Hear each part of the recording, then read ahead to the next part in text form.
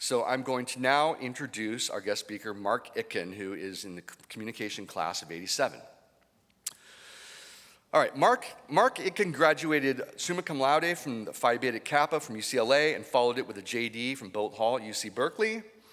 He was an associate in the music department of the law firm of Mitchell, Silverberg, and Knupp, and joined the William Morris Agency in 1982, becoming a television packaging agent specializing in first-run syndication, pay and basic cable television. He's packaged such varied television series as The Real World, Project One Way, Hell's Kitchen, Kitchen Nightmares, Deal or No Deal, Extreme Makeover, Home Edition, Tyler Perry's House of Pain, Tyler Perry's Meet the Browns, Big Brother, Fear Factor, People's Court, Ricky Lake Show, American Gladiators, Biggest Loser, and Buffy the Vampire Slayer. And I think that actually just is the surface. There's others. I think arguably one of the inventors of reality television. Until he retired in December of 2015, he was co-head of television at and a member of the board of directors of William Morris Endeavor. Currently, he is a corporate board of director, member, consultant, and entrepreneur in the media business. In 2016, Itkin founded Tough Lamb Media Inc., a production company specializing in television and film.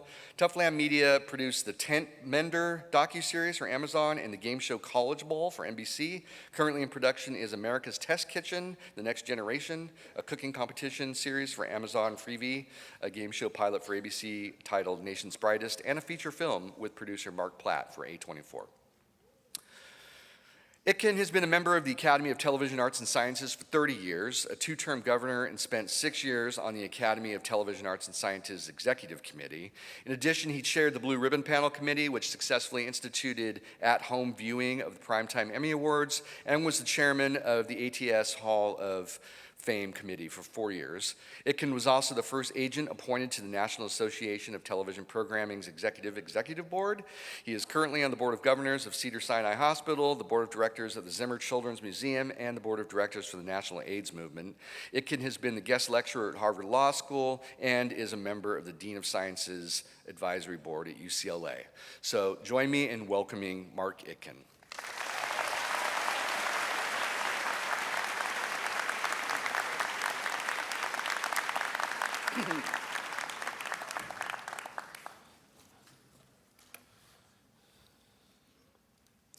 Ladies and gentlemen, esteemed faculty, proud parents, family, friends, and most importantly, the distinguished UCLA Communications Class of 2024.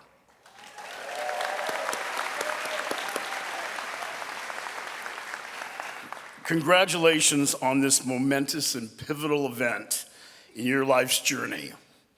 You're graduating with one of the most pragmatic and useful degrees, which will open myriad doors in many occupations.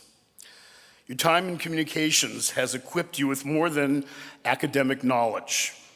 The major has honed your abilities to think critically, to communicate effectively, and to understand the complex dynamics that shape our world. These are not just skills, they are the very tools that will empower you to make a difference in whatever field you choose to pursue. As graduates of communications, you are uniquely positioned to be the architects of a more informed, connected, and empathetic world. Consider the profound impact of your voice. You have the power to tell stories that matter, amplify the voices of the marginalized, and bridge divides that seem insurmountable. Whether you find yourselves in the law, journalism, public relations, digital media, corporate communications, or any other field, remember your words can inspire action, foster understanding, and cultivate change. And as you will hear throughout my speech, be fearless, take risks.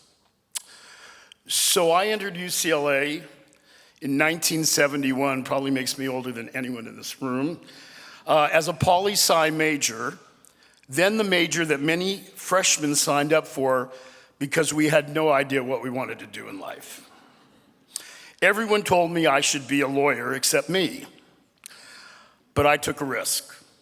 A new major miraculously appeared in my sophomore year. I applied and was accepted into the very first communication studies program. 50 students,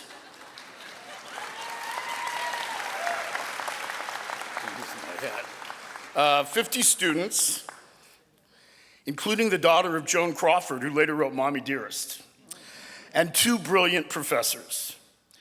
I was in the first communications graduating class in 1975, spoke at the 25th anniversary in 2000, and I'm here 24 years later with a falling off hat. Go fix this. So what did I do with my degree? My parents, my family, and friends initially prevailed, and I went to law school at Berkeley. Not too shabby, but I wanted to be creative and work in the entertainment business.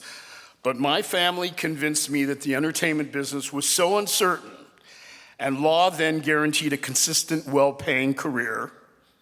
So I became a music lawyer in the entertainment business at a major law firm. I would sit in my office, sometimes on a Sunday, stare at the walls and the ceiling and think, I cannot do this the rest of my life. I was bored, and I knew I would not be a good lawyer because I was bored. I needed to be creative, to be fulfilled, to be happy, to be successful. So I took a big risk, and I quit. By the way, never take a job solely for the money. I did my due diligence and decided after 10 months I wanted to be an agent in the TV business. I interviewed at CAA first and was rejected. The executive could not believe that anyone who had practiced law was willing to start over at the bottom in the mailroom, which, by the way, is very common since then. So not used to being rejected, I realized I didn't want to be somewhere that didn't want me, but in no way did I let it defeat me. This agent thing was in my gut. I knew what I had to do. So the executive at the William Morris Agency, totally related to my situation, hired me, and so I started in 1982 at the bottom in the mailroom for $225 a week. I'd been making $48,000 as a lawyer. The smartest move I ever made: always trust your gut. I was a TV packaging agent a year and a half later. I learned what area of the TV business interested me the most, and I built a business in reality television when there was very little reality TV, and it wasn't deemed very sexy. But again, I took a risk, and I built that reality TV department into an empire and the leader in the industry for over 30 years. And thank you. I took many risks in selling television shows then. Since this was a new business, I had to sell new, fresh, and groundbreaking projects to unimaginative buyers. It was usually the longest and hardest sales that became the biggest hits. American Gladiators took 6 years to sell, but I knew in my gut that there was something compelling there for the viewers. So no matter what anyone tells you that you'll be great at or recommends you pursue a specific career, only do what's in your heart, what fits you, what you are passionate about, what makes you happy every day. You will have personal psychological success, you'll have financial success, and a great quality of life because you'll be doing with this degree what you really want to do. I wish you all a great life of fulfillment. Congratulations. Go forth with confidence, passion, and the unwavering belief that you can and will make a difference. Thank you.